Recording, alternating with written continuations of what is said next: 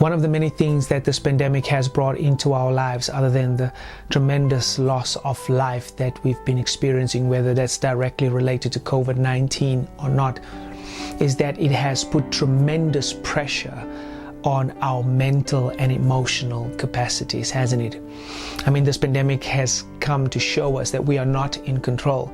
And that is one of the worst things that can happen to any human being, is when they have that sense of a loss of control. It causes so much stress to accumulate in our lives, and we've already had stressful lives before the pandemic started, and so this pandemic just amplified what was already there. Mental illness have increased tenfold, according to psychologists like Dr. Henry Cloud, who wrote the book Boundaries, that people have been simply overwhelmed emotionally in every capacity when it comes to their, marriages and their family life and their work life and just life in general. Mental illness have increased in that way because of this pandemic. And so our minds have been overwhelmed. And the moment your mind is overwhelmed, you start to become emotionally unstable, and you start to lose control of your mental faculties. And so many of us are in that position right now, where we are just losing control. And yet we continue to go on with our everyday lives. We are unstable when it comes to the way that we are feeling. Because it's just been a roller coaster ride. It's been up and down. It's been level this and level that. And we've never come to a place of stability where we can just acknowledge how we are feeling, acknowledge what's been happening in our minds, so that we can deal with it, heal from it, and then go on and live an abundant life. Because an emotional, stable life is absolutely necessary in living a life in abundance to the full and until it overflows. Our challenge now is to get our minds right and to deal with the mental stress that we've been under, to acknowledge it and to deal with it, because we cannot change what we do not want to confront. And so we need to start confronting what's been happening in our minds, what's been happening in our emotional state of life. Now, yes, faith has been preached ever since this pandemic started, and it's been all over the place on every social media platform, and it's been amazing how our faith has been empowered, how our faith have been strengthened. But at the same time, I feel that this pandemic has also caused us to experience a lot of mental and emotional overload at the very same time that our faith is being empowered. I mean, I've come to find in my personal life, and I'm sure so many of you as well, that we can have stable faith, but also our minds can be overwhelmed at the very same time. I mean, it is possible to have strong faith when it comes to the promises of God regarding our circumstances, and at the same time feel anxious about those very circumstances. I mean, many of us are just simply drained. We are falling apart in front of everyone, and yet no one notices. We just continue on. We just keep on moving. We just keep on doing. We just keep on working. But at the end of the day, we are absolutely tired and stressed out when it comes to the way we are thinking and then the way that we are feeling.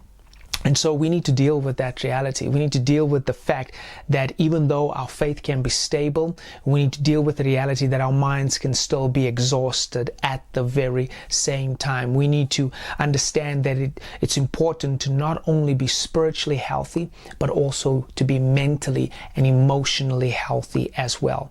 The Bible speaks to mental health in a lot of ways, and it emphasizes the importance of mental health. That's why God said that I've not given you a spirit of fear, but of power and of love and of a sound mind. Mental health is absolutely important, and so many scriptures speaks about that, like Isaiah chapter 26 verses 3, where it says you will guard him and keep him in perfect peace, whose mind is stayed upon you. Romans 12 verses 2b says, let God transform you into a new person by changing the way that you think. And then Matthew 22 verses 37 says, Jesus replied, you must love the Lord your God with all your heart and all your soul and all your mind.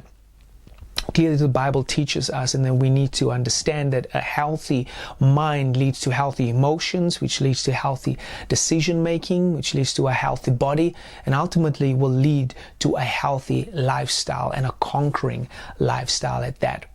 So how do we get to that place of soundness of mind, soundness in our emotions? How do we get to that place of having a healthy mind? Well, according to neuroscientists like Dr. Caroline Leaf, we need to start managing our minds. We need to start engaging our minds. We need to start getting involved in the way that we're thinking, get involved in the way that we are feeling, and not just to ignore it, but to acknowledge it. Because at the end of the day, that's how we are going to conquer. That's how we are going to overcome. When we start to manage what's actually happening in our minds. The word manage means to achieve control despite difficult circumstances. To achieve control despite the difficult circumstances that this pandemic has brought into our lives. We need to learn to be in control in spite of everything else that might be out of control in our lives. We need to manage the stress that we've been built for, and get rid of the stresses that we simply have not been built for and should not be handling in the first place. And so we must become mentally healthy in order for us to live a life in abundance and to the full, and until it overflows. Because the principle is this, that conquering faith hinges upon a healthy mind. Conquering faith hinges and is dependent upon a healthy way of thinking, upon a mind that is in control despite the difficult circumstances that might surround it. In John chapter 4, we see this principle play out, the story of the Samaritan woman and Jesus. John chapter 4 from verse 4 to verses 12. And I want to highlight a couple of things in the story that speaks about the importance of mental health and how the mental health can actually help you conquer when it comes to your faith, conquer when it comes to your everyday life. The first thing I want you to notice in the story that we all know so well is that her faith was actually stable. Her faith was actually not that bad. In fact, when Jesus confronts her, she actually confronts him and talks to him boldly and strongly about where to worship and why they worship here and the Jews worship there. So she has an understanding of the faith dynamics between the Samaritans and the Jews, the separatism between the Samaritan and the Jews. It's all obviously based on religious exercises and religious things. And so when it comes to her faith, she understands the disparities that's taking place, and she's very strong and she's very bold concerning that. So we can, safely assume that she actually understands her faith stance and she has a stable faith.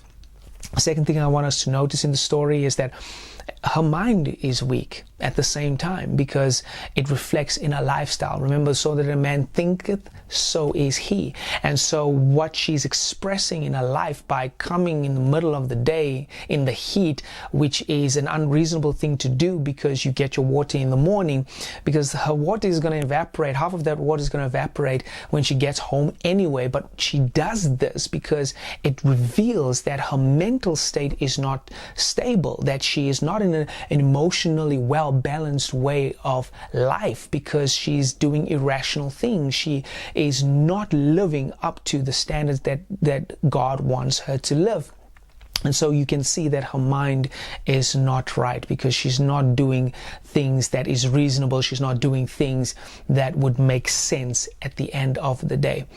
And so another thing I also want us to notice in this moment, in the story that we find ourselves in, is that before Jesus can change the way that she worships, he has to change the way that she thinks about what's happening in her life. Before he can change the way that she worships, he has to change the way that she is thinking about her life. And so we see this encounter then takes place, because when Jesus speaks to her, he asks her where her husband is. He changes the whole narrative from the faith element that was between the Jews and the Samaritans into a mental situation, because now he confronts what is actually taking place in her life, because he understands that a conquering faith hinges upon a healthy mind, and her mind right now is not healthy. So he challenges her and asks her where is her husband. She acknowledges that she doesn't have a husband, that she has had 5, and that she's living with a sixth man. And then Jesus says something that is absolutely powerful, that brings the breakthrough in her life, that actually reveals how important mental health is to Jesus, because he tells her, you are right in saying so. He encourages her that now is the time for you to start managing your mind, that in spite of the difficult circumstances that you are experiencing, the rejection that you are experiencing, the shame that you are experiencing, the guilt, the anxieties, the fear that you have in your life, the emotional instability by having so many husbands and so on. And so all of the stuff that's been happening, it is important then for her to get to the place of acknowledging it and expressing it, and to know that it's safe to do so that she can start building her mind back to the position that God wants it for her, so that she can start managing her mind, so that she can achieve control despite the difficult circumstances that she might be experiencing and that she was experiencing. And so the moment Jesus acknowledges this, it changes her trajectory. It changes the way that she will live her life from this moment forward, because her mindset changes. She starts to manage her mind. She starts to acknowledge what's taking place in her life, and this brings breakthrough in her life. This brings the miracle that she needed in her life.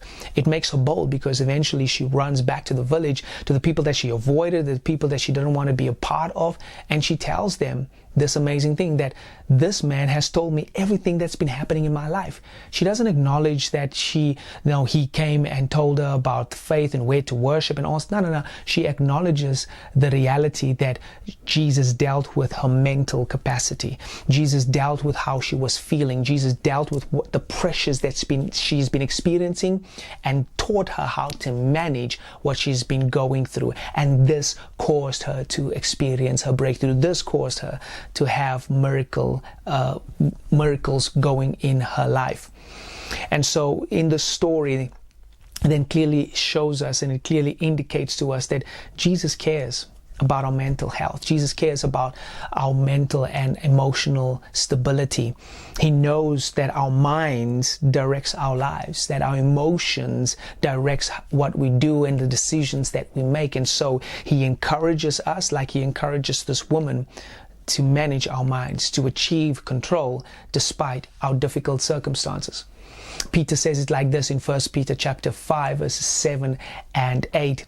Peter says in the Amplified, casting the whole of your care, all your anxieties, all your worries, all your concerns, once and for all, on him. For he cares for you affectionately, and he cares about you watchfully. And then verse 8 says, be well balanced, temperate, and sober of mind. It is important, and the Bible acknowledges this, Jesus acknowledges this, that we start to invest in our minds, that we start to manage our minds, that we need to take care of our minds, because Jesus cares about our minds being managed. Therefore, we should take care of our minds being managed. A well-balanced mind will lead to a well-balanced life. That's just the principle that's there, and that will cause us to live that conquering lifestyle. That will cause us to live that empowering lifestyle. That will cause us to thrive in the midst of the pressures that we are experiencing. It will cause us to conquer and to find control despite the difficult circumstances that this pandemic might have brought into our lives. And so yes, it's important to encourage faith, and we need to encourage faith, and it's absolutely necessary to encourage our faith. But at the same time, it's also necessary to start managing our minds and managing our emotional state of life, because conquering faith hinges upon a healthy mind, upon a sober mind, upon a mind that is well balanced and is well equipped to handle the pressures that this pandemic has brought into our lives. And so we need to start managing it. We need to start managing our minds, achieve control despite the difficult circumstances that we might be going through. So I'm going to leave you with two questions that I want you to go on and ponder by yourself in your quiet time. The first question that I want to leave with you is this. On a scale of 1 to 10, or 1 being not at all, or not really care, or 10 being it's been great, it's been amazing. On a scale of 1 to 10, how have you really been feeling? How have you really been feeling? On a scale of 1 to 10, 1 being not so great, not so awesome, 10 being have been awesome. It's been amazing throughout this pandemic period. How have you been feeling? And the second question I want to leave with you is, have you had an outlet for you to express how you've been feeling? Have you had an outlet to express how you've actually been feeling, or have you kept everything on the inside and just continued on? These are important questions because these questions will relate to how you're going to manage your mind, the way Jesus did with the Samaritan woman. It's important for you to start acknowledging what's going on in your mental and in your emotional state, so that we can start dealing with that, so that we can start empowering our minds and empowering our hearts, empowering our emotions, so that we can have stability in our lives and achieve control despite the difficult circumstances that this pandemic has brought into our lives. And so it is time for us to start managing our minds, because it is important to Jesus, it is important to God, and therefore it should be important to us.